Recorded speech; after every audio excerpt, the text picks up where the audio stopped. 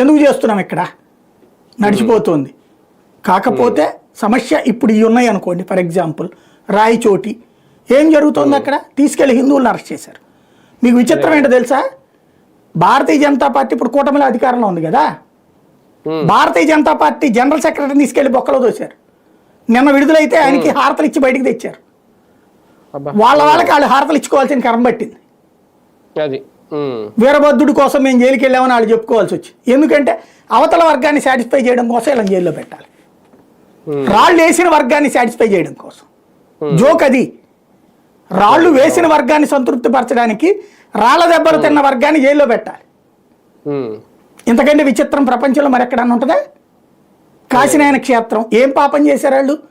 ఆలయానికి సంబంధించినటువంటి ఆస్తుల పోయినాయేమన్నా? అడవిలో ఎన్ని చోట్ల లేవు.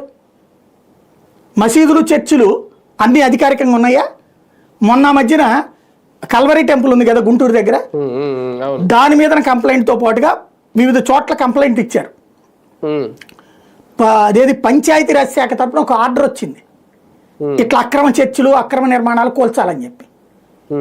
ఇది సోషల్ మీడియాలో వైరల్ అయింది. గంటలో ఆపేశారండి జీవో, ఖచ్చితంగా 1 అవర్ గంటలో ఆపేశారు. ఒక్క దాని జోలికి పోతే ఒట్టు. అట్లాగే మసీదులకు సంబంధించి జోలికి పోతారు ఎవడన్నా? కేవలం హిందువులు